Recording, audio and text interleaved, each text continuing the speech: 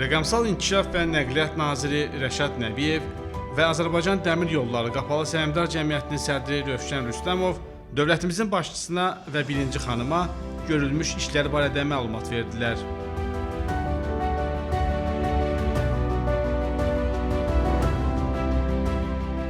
Naxçıvan şəhərində ictimai nəqliyyatın tənzimlənməsi sahəsində əlavə tədbirlər haqqında Prezident İlham Əliyevin ötən il imzaladığı sərəncama əsasən şəhərin ictimai nəqliyyat sistemində sərnişin daşımanın yalnız elektrik mühərrikli avtobuslarla təşkili məqsədi ilə ölkəmizdə yığılan və uzunluğu 8,7 metr olan 60 ədəd, hər biri 53 sərnişin tutumuna malik BID markalı avtobus alınıb.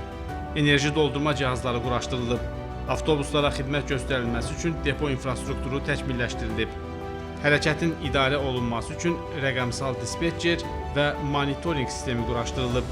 Həmçinin avtobuslarda bank kartları, QR kod, Apple Pay və Google Pay vasitəsilə nağdsız ödəniş imkanları yaradılıb.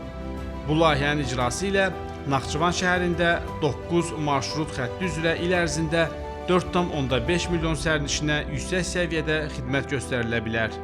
Monitorinq vasitəsilə avtobusların hərəkəti real vaxt rejimində izləniləcək.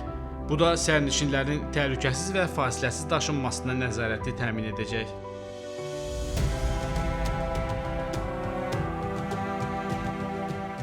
Bakubas MMC-nin Naxçıvan şəhərində fəaliyyətə başlaması ictimai nəqliyyat xidmətlərinin keyfiyyətinin yüksəldilməsinə və ödəniş proseslərinin tam nağdsız formata keçirilməsinə mühüm töhfə verəcək.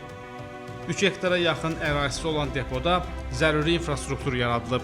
O cümlədən texniki baxış və təmir postları, avtomatlaşdırılmış uçot sistemli elektrik doldurma stansiyası və saatda 15 avtobusun yuyulmasına imkan verən kompleks quraşdırılıb. Depo 2 növbəli iş rejimində fəaliyyət göstərəcək və 200 sürücü, 22 inzibati heyət işlə təmin ediləcək. Sürücülərin aylıq əmək haqqı isə 1000 manatdan çox olacaq.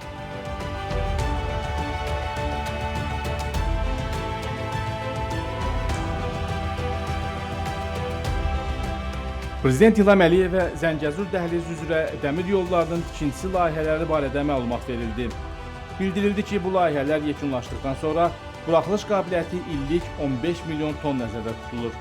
Horadiz, Yuxarı Mərcanlı, Soltanlı stansiyalarını əhatə edən 30 kilometrlik hissə müvəqqəti istismara verilib və 2024-cü ilin mayından Araz Vadisi İqtisadi Zonası Sənaye Parkına yük daşımaları həyata keçirilir.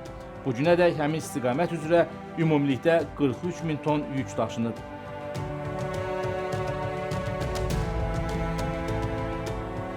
Naxçıvan Dəmir Yolu xəttinin layihələndirilməsi və tikinti işlərinin icrasına 2025-ci ildən başlanılıb.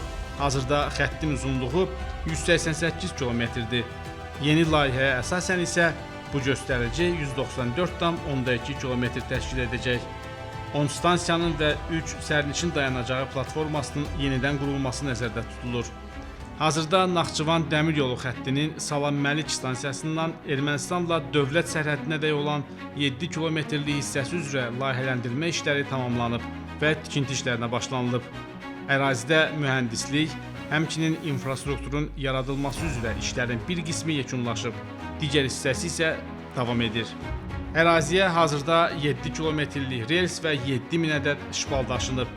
Burada sentyabrın sonunadək yolun üst quruluşunun 6,3 kilometrlik hissəsinin quraşdırılması planlaşdırılır. Sərhəddən 700 metr məsafədə yerləşən qalan hissədə isə mina təmizləmə işləri tamamlandıqdan və layihənin uzlaşdırılması məqsədi ilə trip marşrutu üzrə layihə hazır olduqdan sonra tikinti quraşdırma işlərinə başlanılması nəzərdə tutulur.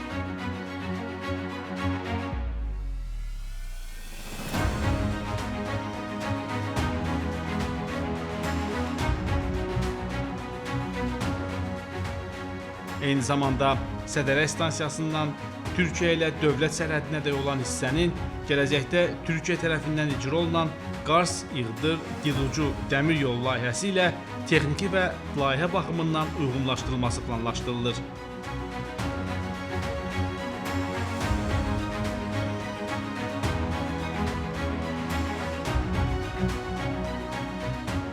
Hazırda Türkiyə tərəfindən qeyd olunan dəmir yolu xətti üzrə layihələndirmə işləri aparılır.